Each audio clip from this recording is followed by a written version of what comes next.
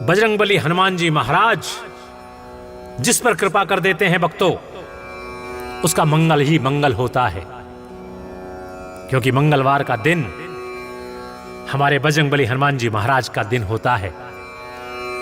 बस यदि इस दिन आप हनुमान जी महाराज का स्मरण और कर लें, हमारे द्वारा बताए गए मंत्रों को अगर ध्यानपूर्वक सुन लें, तो फिर देखिए कि किस प्रकार से चमत्कार करता है और आपके जीवन में जितनी भी नकारात्मकता उत्पन्न हो गई है वो देखिए कैसे दूर होती है।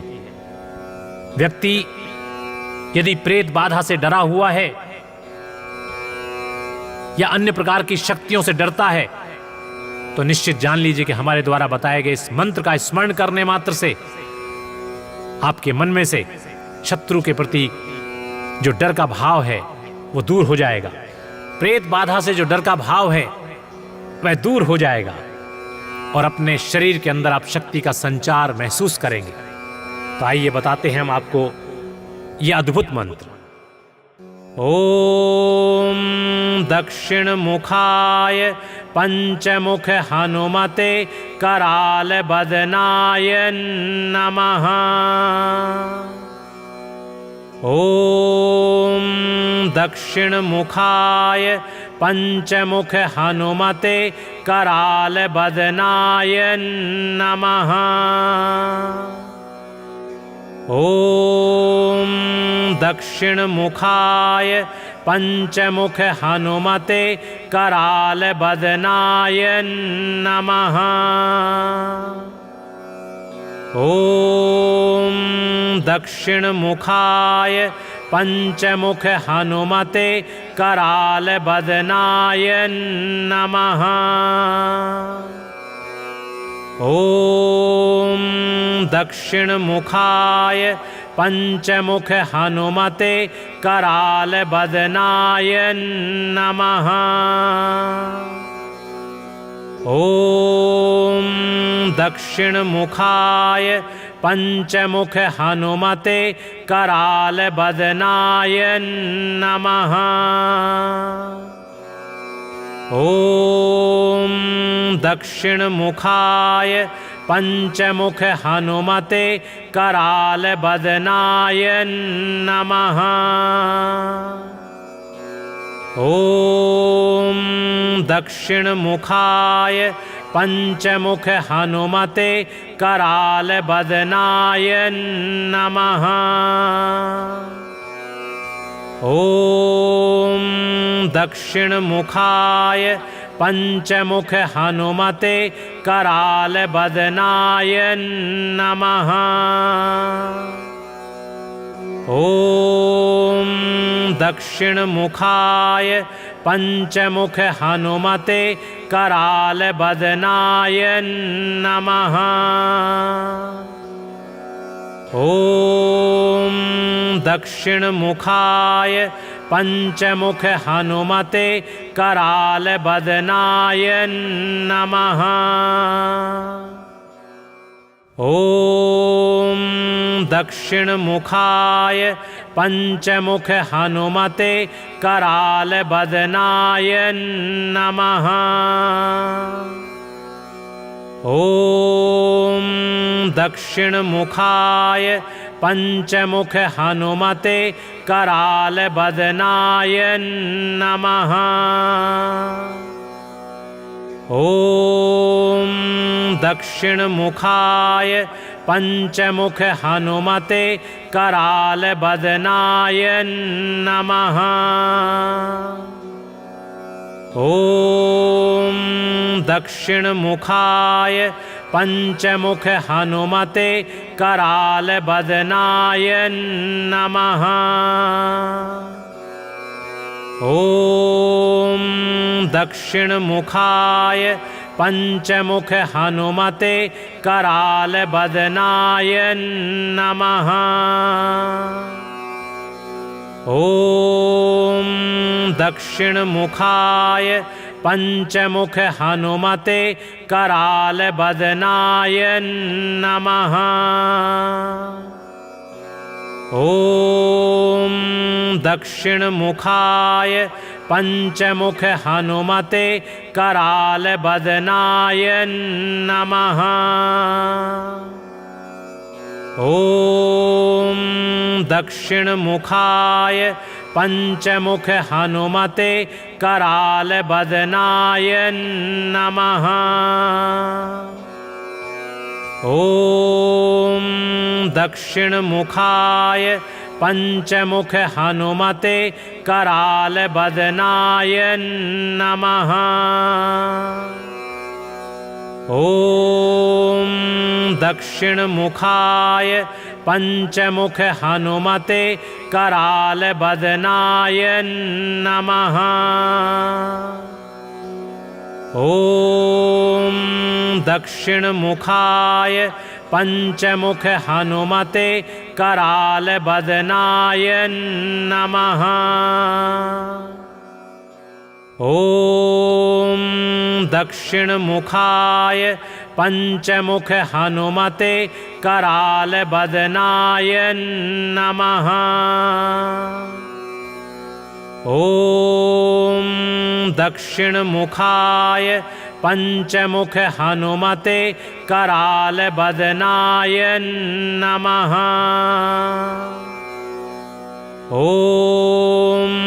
दक्षिणमुखाय पंचमुख हनुमते करालबदनाय नमः। ॐ दक्षिणमुखाय पंचमुख हनुमते करालबदनाय नमः। ॐ दक्षिणमुखाय पंचमुख हनुमते करालबदनाय नमः। ॐ दक्षिणमुखाय पंचमुख हनुमते करालबदनाय नमः। ॐ दक्षिणमुखाय पंचमुख हनुमते करालबदनाय नमः। ॐ दक्षिणमुखाय पंचमुख हनुमते करालबदनाय नमः। ॐ दक्षिणमुखाय पंचमुख हनुमते करालबदनाय नमः। ॐ दक्षिणमुखाय पंचमुख हनुमते करालबदनाय नमः। ॐ दक्षिणमुखाय पंचमुख हनुमते करालबदनाय नमः। ॐ दक्षिणमुखाय पंचमुख हनुमते करालबदनाय नमः। ॐ दक्षिणमुखाय पंचमुख हनुमते करालबदनाय नमः। ॐ दक्षिणमुखाय पंचमुख हनुमते करालबदनाय नमः। ॐ दक्षिणमुखाय पंचमुख हनुमते करालबदनाय नमः। ॐ दक्षिणमुखाय पंचमुख हनुमते करालबदनाय नमः। ॐ दक्षिणमुखाय पंचमुख हनुमते करालबदनाय नमः। ॐ दक्षिणमुखाय पंचमुख हनुमते करालबदनाय नमः। ॐ दक्षिणमुखाय पंचमुख हनुमते करालबदनाय नमः। ॐ दक्षिणमुखाय पंचमुख हनुमते करालबदनाय नमः। ॐ दक्षिणमुखाय पंचमुख हनुमते करालबदनाय नमः। ॐ दक्षिणमुखाय पंचमुख हनुमते करालबदनाय नमः। ॐ दक्षिणमुखाय पंचमुख हनुमते करालबदनाय नमः। ॐ दक्षिणमुखाय पंचमुख हनुमते करालबदनाय नमः। ॐ दक्षिणमुखाय पंचमुख हनुमते करालबदनाय नमः। ॐ दक्षिणमुखाय पंचमुख हनुमते करालबदनाय नमः। ॐ दक्षिणमुखाय पंचमुख हनुमते करालबदनाय नमः। ॐ दक्षिणमुखाय पंचमुख हनुमते करालबदनाय नमः। ॐ दक्षिणमुखाय पंचमुख हनुमते करालबदनाय नमः। ॐ दक्षिणमुखाय पंचमुख हनुमते करालबदनाय नमः। ॐ दक्षिणमुखाय पंचमुख हनुमते करालबदनाय नमः। ॐ दक्षिणमुखाय पंचमुख हनुमते करालबदनाय नमः। ॐ दक्षिणमुखाय पंचमुख हनुमते करालबदनाय नमः। ॐ दक्षिणमुखाय पंचमुख हनुमते करालबदनाय नमः। ॐ दक्षिणमुखाय पंचमुख हनुमते करालबदनाय नमः। ॐ दक्षिणमुखाय पंचमुख हनुमते करालबदनाय नमः। ॐ दक्षिणमुखाय पंचमुख हनुमते करालबदनाय नमः। ॐ दक्षिणमुखाय पंचमुख हनुमते करालबदनाय नमः। ॐ दक्षिणमुखाय पंचमुख हनुमते करालबदनाय नमः। ॐ दक्षिणमुखाय पंचमुख हनुमते करालबदनाय नमः। ॐ दक्षिणमुखाय पंचमुख हनुमते करालबदनाय नमः। ॐ दक्षिणमुखाय पंचमुख हनुमते करालबदनाय नमः। ॐ दक्षिणमुखाय पंचमुख हनुमते करालबदनाय नमः। ॐ दक्षिणमुखाय पंचमुख हनुमते करालबदनाय नमः। ॐ दक्षिणमुखाय पंचमुख हनुमते करालबदनाय नमः। ॐ दक्षिणमुखाय पंचमुख हनुमते करालबदनाय नमः। ॐ दक्षिणमुखाय पंचमुख हनुमते करालबदनाय नमः।